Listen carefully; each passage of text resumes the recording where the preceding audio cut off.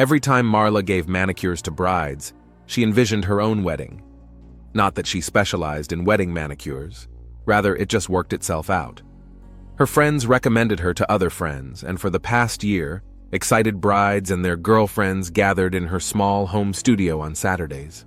That day, she was working on the nails of Alice, a longtime client of hers. In fact, it was Alice who had once advised her to quit her salon job and start doing at-home appointments. "You have golden hands," she said. "Why would you want to share the proceeds with the salon owner?" Marla hesitated for a long time, but made up her mind, and never regretted it. Her clients loved the cozy atmosphere of her small studio, the soft music, and the aromatic herbal tea she always offered during the treatment. "You have to come to the wedding," Alice insisted as Marla carefully applied the second coat of soft pink nail polish. "I don't want to hear any excuses about you only being a master. You're my friend, period." Marla smiled as she ran a thin brush across her nail. She loved her job because she could make people happier, even if only a little. It was especially touching to work with brides. Their excitement always transferred to her. "Okay," she finally agreed. "Just be aware that I do not dance." "We'll see," Alice slyly squinted.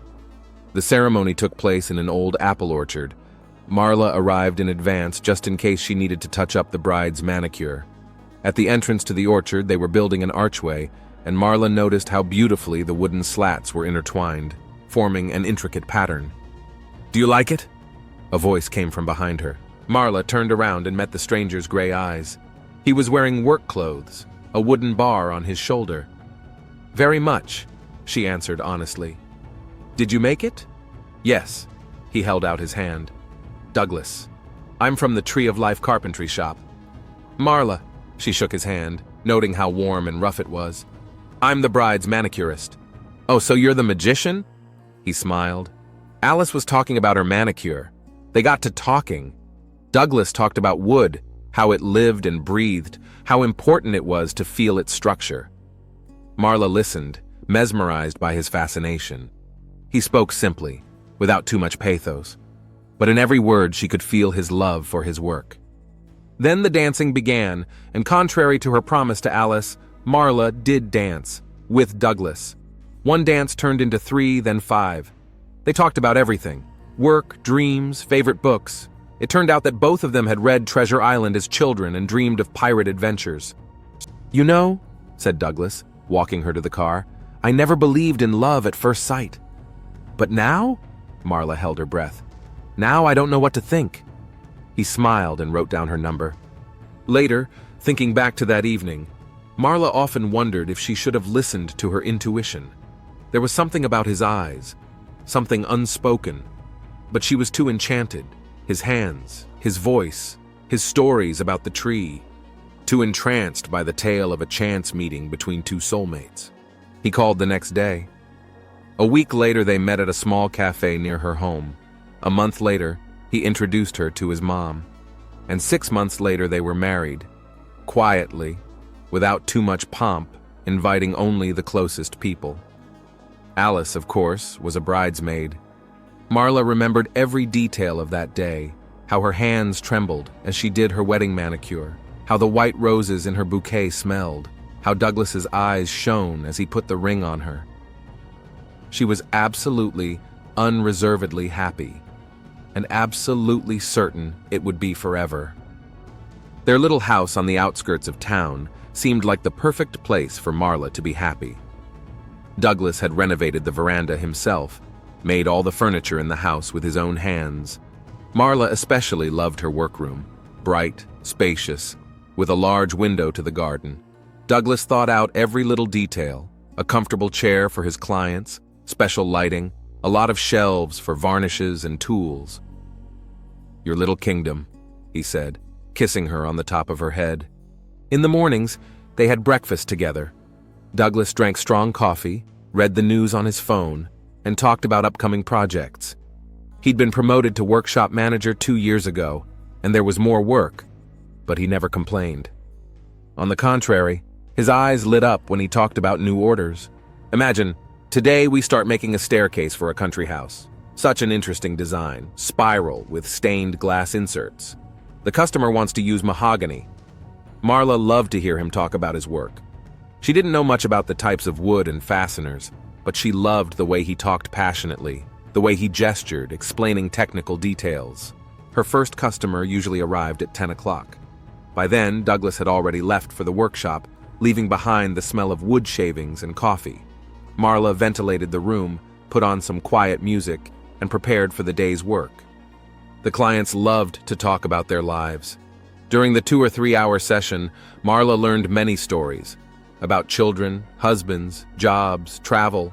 Some shared intimate stories as if with a friend, maybe because it was easy to confide in this bright room overlooking the garden. Marla was especially moved by the stories about the children. She and Douglas had been trying to have a child for over 2 years.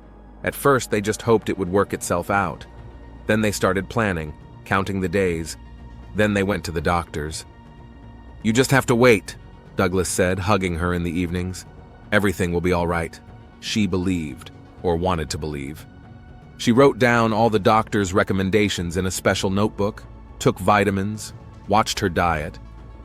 Douglas supported her in everything, never showed disappointment, though she could see he was having a hard time too. On weekends, they often worked together. He in the garage, which had been turned into a small workshop, and she in her room. Sometimes Marla would go out to see him, just to watch him work. She loved to watch the precise, confident movements of his hands, the way a shapeless piece of wood gradually turned into something beautiful. Once he had made her a jewelry box, small, made of rosewood, with mother-of-pearl inlays. Inside were several compartments of different sizes, and a tiny mirror in the lid. "So you'll always remember how beautiful you are," he said then. In the evenings, they often sat on the veranda. Marla would make tea. Douglas would bring a blanket if it was chilly. They talked about everything the day before, the plans for the future, how the nursery would be set up when the time came. Sometimes they were just silent, looking at the sunset. Later, much later, Marla often remembered those evenings, how her favorite peonies smelled in the garden, how softly the lanterns shone on the veranda, how cozy the two of them had been under the same blanket. How sure she was that this was happiness, simple, quiet, real happiness. Things were going well in the workshop. Douglas talked more and more about complicated orders, about important clients. Sometimes he stayed late. He had to supervise the work, check the drawings, meet with customers. Marla understood. It was part of his job, his responsibility as a manager. She worked hard, too.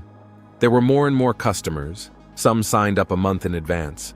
Marla even began to think about taking on an apprentice. It was becoming difficult to cope with the flow of people on her own. In the evenings, when they had free time, they liked to make plans. Douglas dreamed of opening his own workshop someday. Marla thought of expanding her business, maybe a small salon, a couple of craftsmen. They imagined how their children would grow up, how they would all go to the sea together, how they would celebrate Christmas as a big family. Weekends were often spent outdoors. Douglas loved the woods, knew many mushroom places. Marla learned to distinguish the trees, memorize the names of different species. She liked to watch her husband run his hand along the trunk, talking about the structure of the wood, about what could be made from it. Their little world seemed perfect. A cozy home, a favorite job, shared dreams of the future. Even failures with attempts to have a child did not overshadow their happiness. They believed that everything will definitely work out. You just need to wait a little. It all started with little things. Douglas began to talk less about work. He used to start every morning with enthusiastic stories about his new projects. But now he often gave a short, "It's okay," or "It's a lot of work." Marla didn't think much of it. After all, he did have a lot to do in the workshop. New orders, new customers, new responsibilities. When he'd first said he'd have to go on a business trip to a neighboring town for a couple of days, she'd been pleased. It meant business was expanding. Their breakfasts together became shorter. More and more often, Douglas was in a hurry, saying he had an early meeting with his customers. Sometimes he left without breakfast, just a cup of coffee and a kiss on the cheek to say goodbye. He started coming back later in the evenings, first an hour, then 2.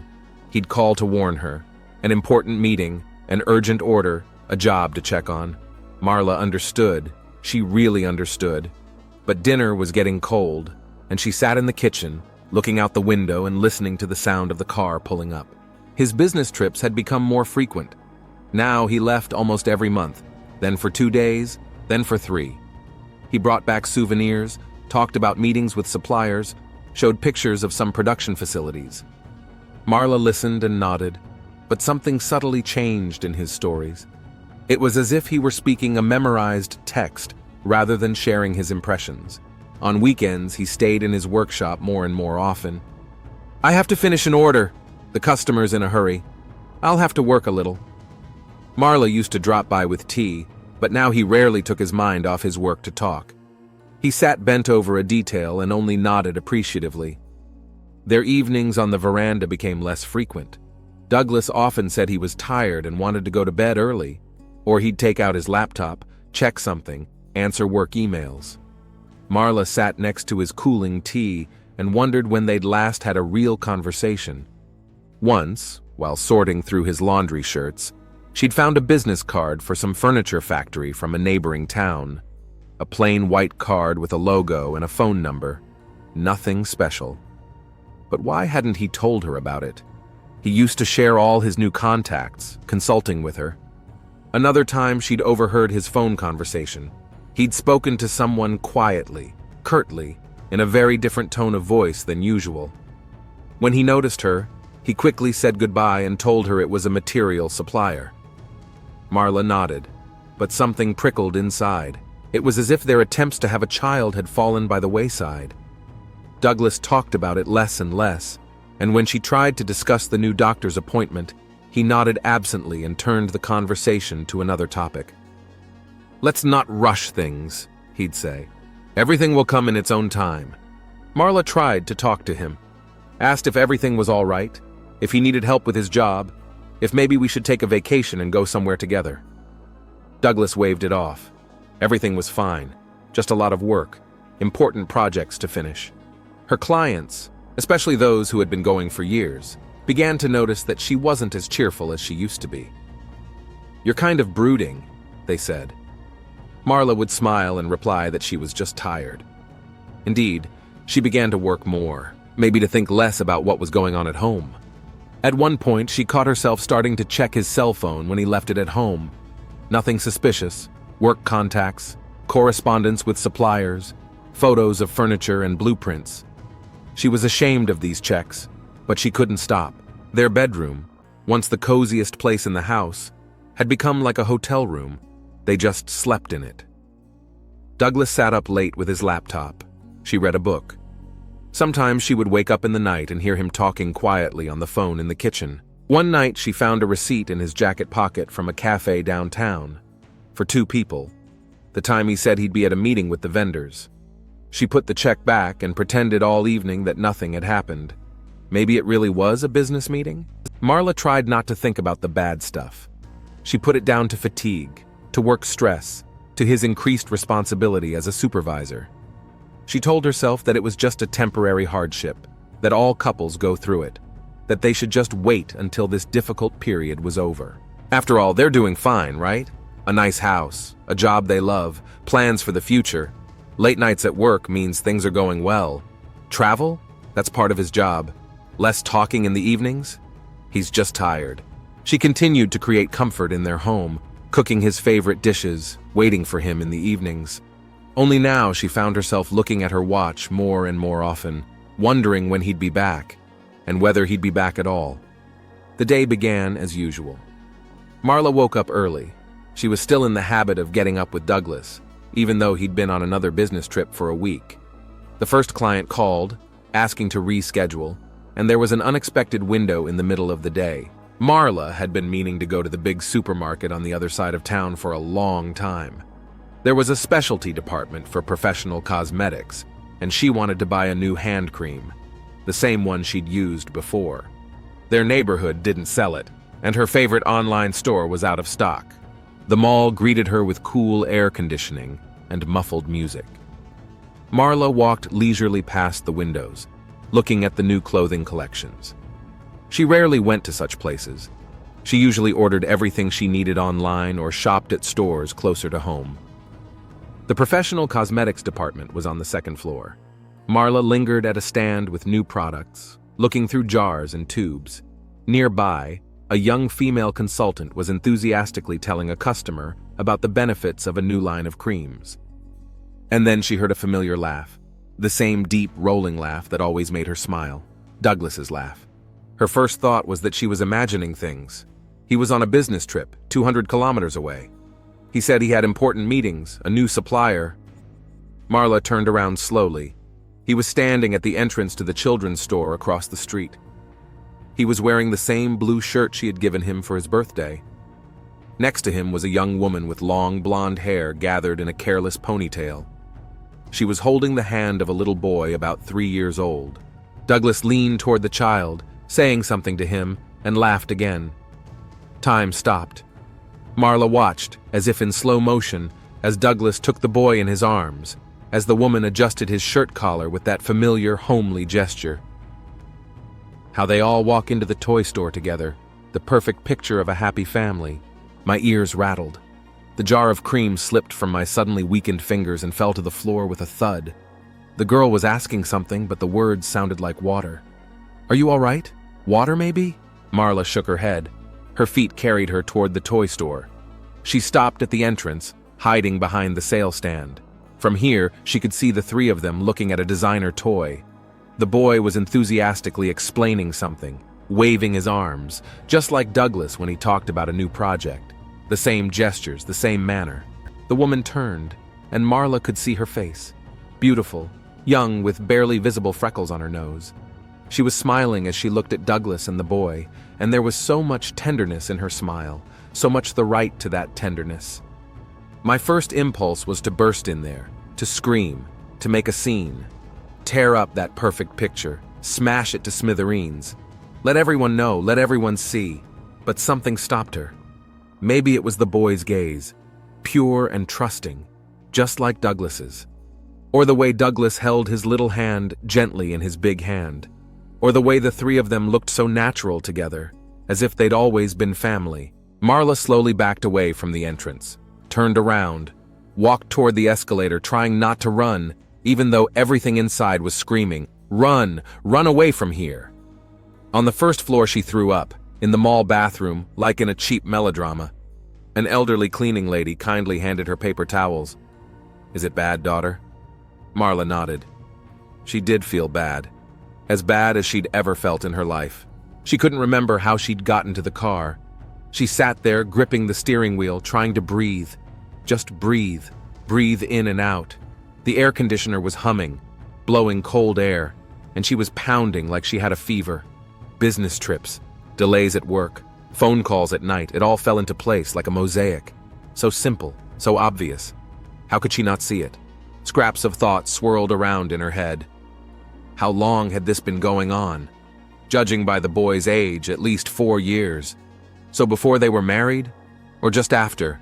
Who is this woman? Where do they live? How did he manage all this time? The phone in my bag rang. A message from Douglas. "Everything is going well. I'll call you tonight. Kisses." Marla stared at the screen until the letters blurred before her eyes. "I'll call you tonight. Sure. He's on a business trip. 200 kilometers away. He's got important meetings. A new supplier." She started the car. She had to get home. A client was coming in 2 hours. She had to work. Live. Pretend that nothing had happened. That she hadn't seen her perfect world, her cozy happiness, her collapse. At a stoplight, she caught her reflection in the rearview mirror. A calm face, but her eyes were alien, empty. Every morning for the next week, Marla drove to the mall and waited. She knew they would show up again sooner or later. She canceled a few customers, citing a cold. For the first time in her 5 years on the job, she lied to her regular customers, but she didn't care now. On the third day, the waiting brought results. A blonde-haired woman, now Marla could get a better look at her, got out of a blue Ford and helped the boy out of his baby seat. They headed toward a small cafe across the street from the mall. Marla got a coffee and sat 2 tables away from them. The woman helped the boy with his cereal, wiped milk off his chin, and said something quietly. An ordinary morning of an ordinary family.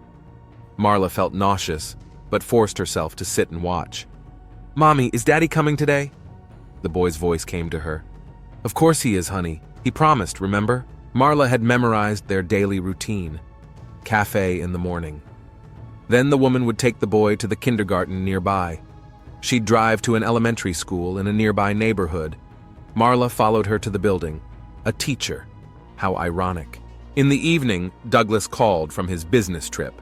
Talked about meetings, new orders. His voice sounded the same as always. Calm, confident. Marla listened and counted his lies to herself. The first one was, "I spent all day today at the factory." The second, "I'm tired, I'll probably go to bed early." The third one, "You seem quiet," he remarked one evening. "Is everything all right?" "Yeah, just a lot of work." Her own voice sounded alien to her. She recognized their address. A small house with a white picket fence not far from the kindergarten. A neat front garden, a swing set in the yard. The name on the mailbox was Everton, so she didn't take his last name. Or did he not offer? Marla sat in the car across the street and watched Douglas play with the boy in the yard, teaching him how to hammer nails with a toy hammer, just like her dreams of their own children, dreams that would never come true. At some point, she began to notice details.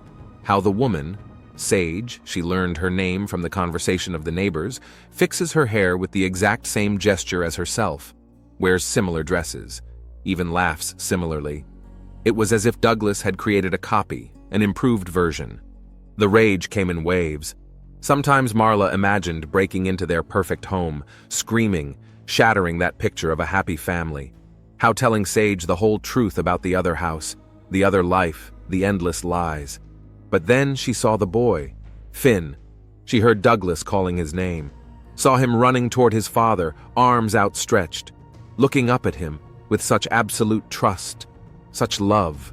And the rage receded, replaced by a dull ache somewhere beneath her ribs.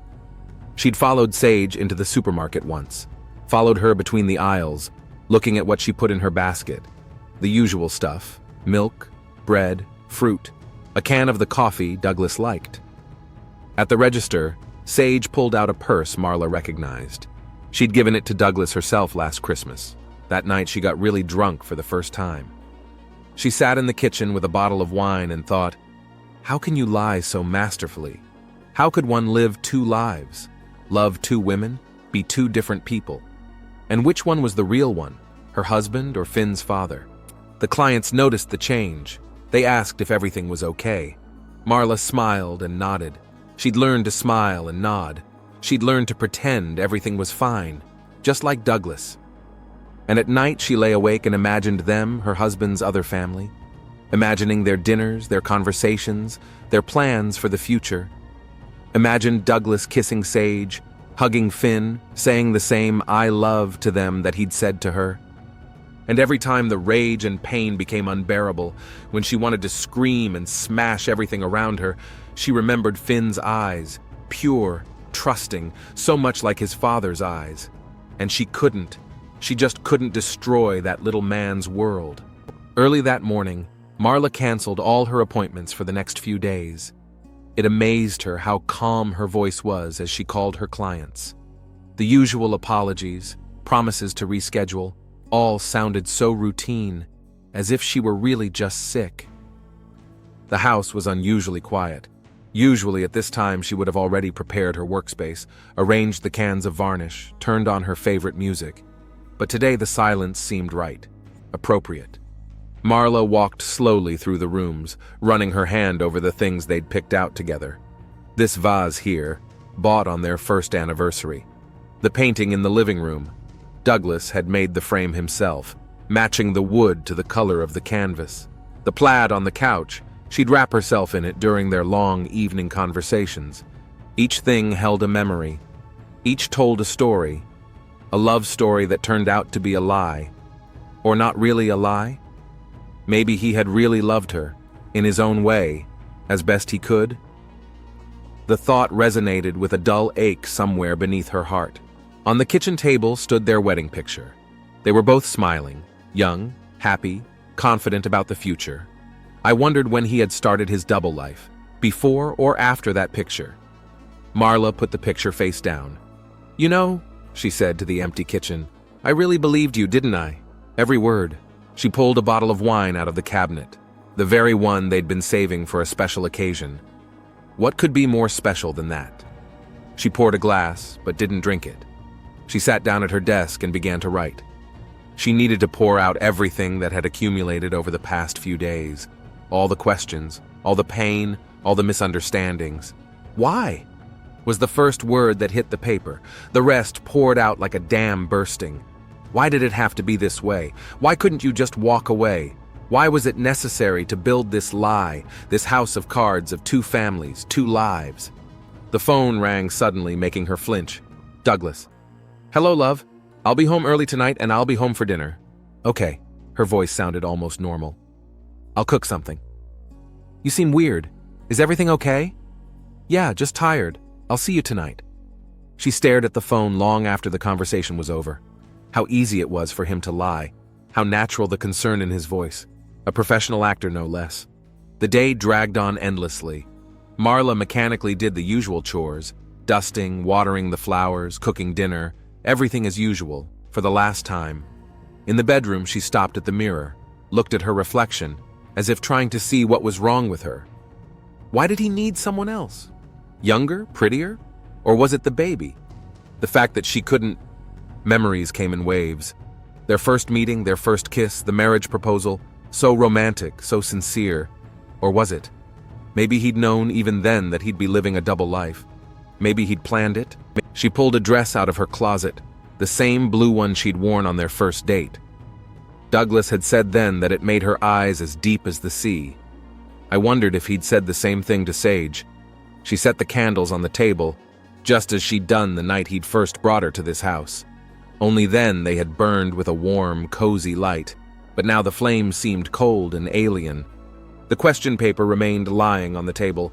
Marla decided she wouldn't hide it. Let her see it. Let him know that she knew, and let her explain, if she could.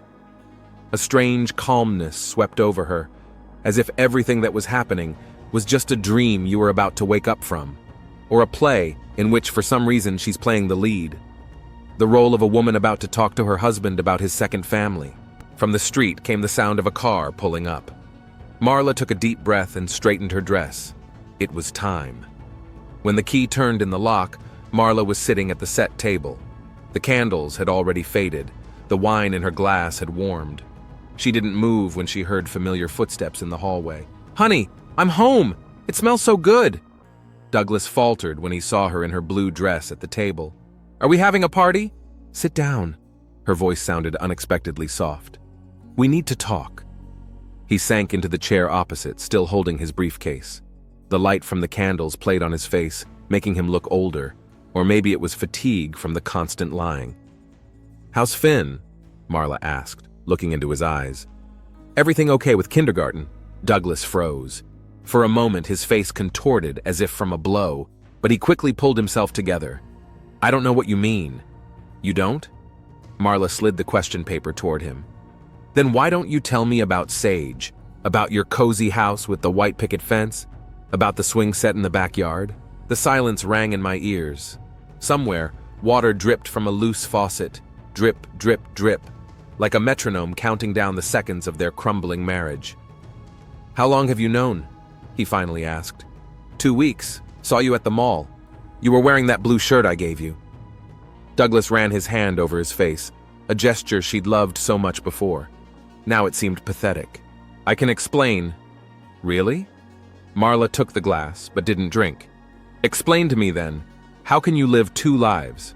How can you lie so masterfully? Teach me, I want to understand." "It's complicated." He looked away. "Sage and I. It happened before you. Then Finn came along and I couldn't leave them." "But you could marry me for some reason?" Her calmness seemed to frighten him more than her screams or tears. He fidgeted in his chair, not knowing where to put his hands. "I loved you. I really did." "You did?" She grinned bitterly. "Past tense?" "Love," he corrected quickly. "Just in a different way. You don't understand." "Then explain it to me." Her voice finally trembled. "How can you love two women at the same time? How can you come home and kiss me with the same lips you kissed her with an hour ago?" Douglas got up, walked through the kitchen. He stopped at the window, staring out into the darkness. I didn't mean to hurt you. Not to you, not to them. I thought I could keep both families together. Make everyone happy. How generous of you. Marla felt something dark and angry rising inside her. Did you ever think that we have the right to choose? The right to know the truth? What would that change? He turned sharply toward her. You wouldn't have been able to give me what Sage gave me anyway.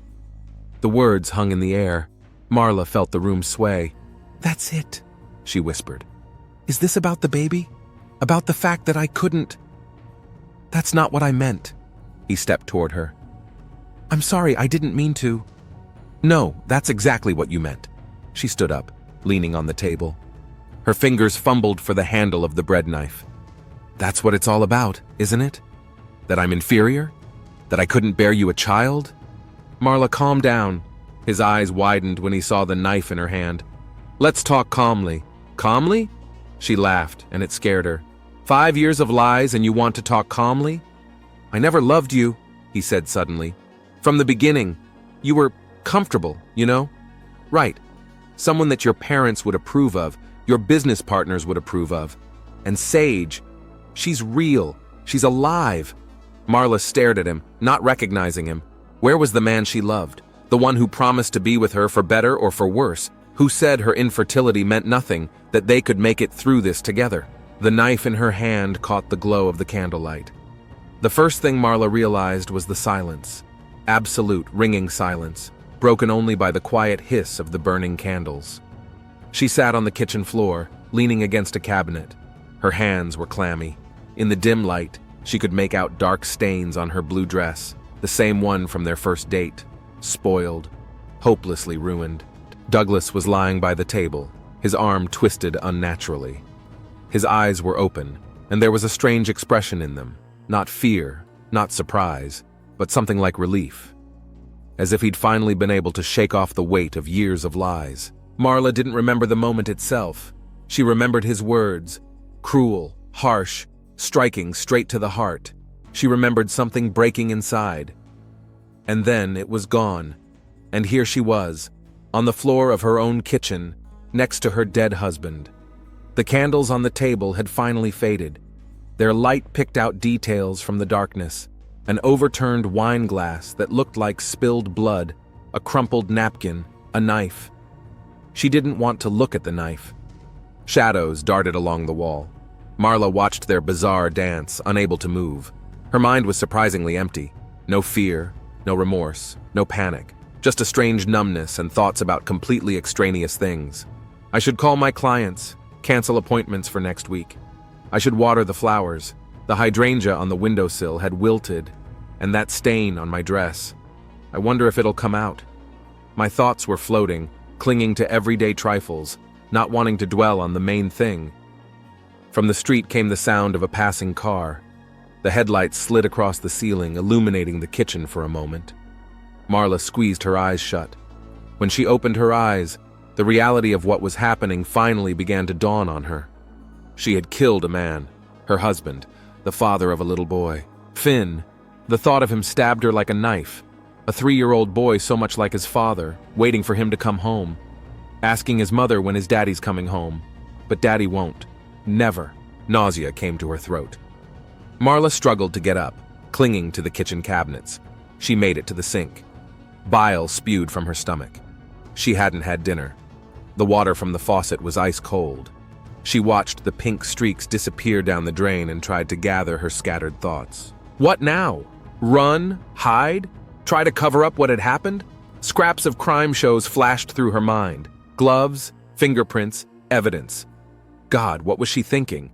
On the refrigerator was their wedding picture. Young, happy, in love. Or was it? He said he was never in love. She was comfortable, right. And true love was waiting for him in another house, with another woman.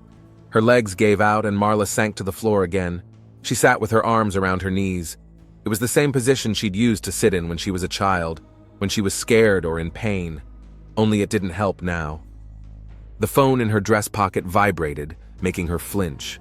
A message from a client, asking to reschedule tomorrow's appointment for a later time. Such a normal request. such a normal life, somewhere out there, outside of this kitchen. Marla looked at her hands. The blood had already begun to dry, turning into a dark crust. Just this morning, these hands had been manicuring, dusting, preparing dinner. And now, time stood still. She didn't know if it had been minutes or hours. The candles had burned out completely, leaving behind only the faint odor of wax. In the darkness, the kitchen seemed alien, unfamiliar. Somewhere in the house, a clock ticked. Its measured sound brought me back to reality, reminded me that time was still ticking, that something had to be done. Decide. Act. Marla rose slowly, turned on the light, bright, merciless. She looked at the work of her hands, unadorned, unshadowed, and untoned. Everything that had happened suddenly seemed so ordinary, mundane. Not a great drama, not a Shakespearean tragedy, just the end of a story of betrayal and lies. Marla didn't dial the police number right away. First, she showered, washed off the blood, changed into clean clothes, carefully folded the blue dress into an evidence bag. She sat down at the kitchen table away from the body and pulled out her cell phone. The girl dispatcher spoke calmly, almost indifferently. She wrote down the address, checked the details. "Stay where you are, don't touch anything. The squad is on its way." The cops arrived quickly, 2 cars with flashers that painted the walls of the house red and blue. A young officer handcuffed her, read her driver's license, just like in the movies, only now for real. The station smelled of coffee and papers. Marla sat in the interrogation room, staring at her reflection in the mirror on the wall. A tired woman with empty eyes, she hardly recognized herself. The lawyer appeared in the morning, a short man in a crumpled suit, with a penetrating gaze. "Howard Parker," he introduced himself. "Tell me everything, and let's not do anything amateurish. I need to know the truth to help." Marla did. About her happy marriage, about trying to have a child, about a chance encounter at the mall, the surveillance, the sleepless nights, the conversation in the kitchen, about the words that broke the last barrier. Parker listened, occasionally making notes in his notebook. He didn't interrupt, only occasionally clarifying details. When she finished, he was silent for a long time. "We will insist on murder in a state of passion," he finally said. "All the elements are present. A long, psychologically traumatic situation, the suddenness of the conflict, cruel words of the victim as a trigger." "How long?" Marla's voice sounded muffled. 4 to 6 years at best. Taking into account a clean confession, a confession of guilt, and no criminal record, we can count on the minimum term. It was cold in the holding cell. Marla sat on the hard bunk, wrapped in the blanket, thinking about Finn. She wondered if Sage had been notified yet. How would she explain to her son that Daddy wasn't coming back? The investigator, a middle-aged woman with a tired face, asked questions calmly, without pressure. Where had they met? When did she notice the change? How did she find out about the second family? What was the impetus? "He said he never loved me," Marla said smoothly without emotion. "That I was just convenient, and that I couldn't give him what she gave him, a child." The investigator nodded, taking notes. Something resembling sympathy flashed in her eyes. Parker came by every day. He brought news from the outside. It turned out the story had made the papers. "Double life ends in tragedy, crime of jealousy." The headlines were worse than the others. "This could play into our hands," the lawyer said. "Public opinion is on your side. Everyone loves a story about cheating wives." Marla shook her head. "I don't want Finn to ever read this." Forensics declared her sane. Temporary mental confusion at the time of the crime on the background of a prolonged, psychologically traumatic situation, the psychiatrists wrote. Parker was happy. Everything was falling into place. The first court hearing was scheduled in a month. The lawyer prepared her for the process, what to say, how to hold, what to emphasize. "The main thing, do not lie," he explained. "Tell everything as it is. Your story is convincing enough on its own." At night in her cell, Marla often woke up from the same dream. The kitchen, the candles, the knife in her hand. Only in the dreams it was different. She had time to stop, to walk away, to just scream. She'd wake up with her heart pounding and stare into the darkness for a long time. During the day, she had to communicate with other prisoners, answer questions from investigators, talk to a lawyer. It distracted me, kept me from sinking into the abyss of self-abuse. But sometimes the realization came over her. She had killed a man. Not a stranger, not an enemy. Her husband, the father of a child. "You're not a murderer," Parker said. "You're a victim of circumstance. Any court would understand that." Marla nodded, agreed, signed papers, answered questions, did whatever needed to be done. But there was an emptiness inside, huge, bottomless, filled with only one thought. Somewhere out there, a little boy asking his mom when his daddy would be back. The courtroom was smaller than Marla had imagined. Wooden benches, tall windows, dim light. She sat between two escorts, feeling the stares of those present. The judge, a woman in her 50s with graying hair pulled back in a tight bun, was scrutinizing the documents. The prosecutor, young but with a tired crease near her mouth, was spreading out her papers. Parker was calm and collected, whispered to her before he began, "Everything's going according to plan. Just tell the truth." The meeting began. Formalities, protocols, witnesses. Marla answered questions, clear, calm, just like the lawyer had taught her. She told her story for the third, fourth, fifth time.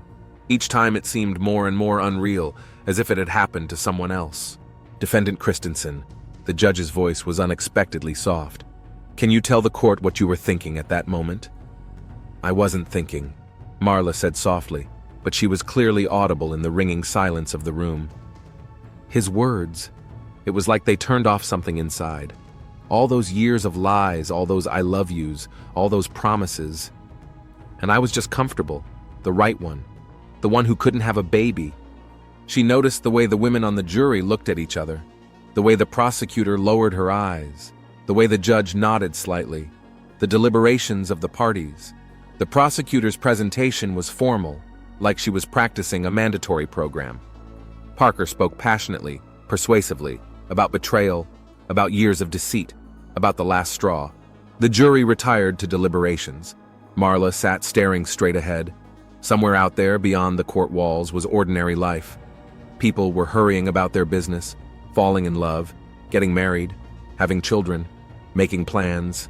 They believed promises. The hearing didn't last long. Guilty, taking into account mitigating circumstances. 2 years in a penal colony of general regime. The judge spoke still softly. Taking into account the time spent in pre-trial detention. Parker glowed, leaned toward Marla. "This is a victory. I told you it would work out well."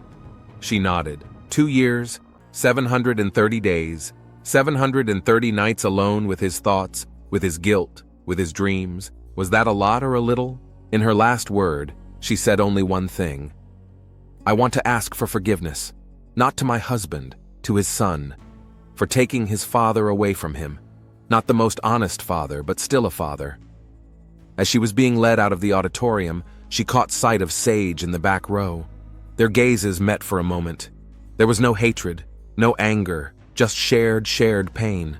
Congratulations, formalities, paperwork all floated by like a blur. Marla signed papers, answered questions, thanked the lawyer. But inside, there was an emptiness. And somewhere on the edge of that emptiness loomed a thought. Maybe in 2 years she'd find a way to move on with her life. Maybe.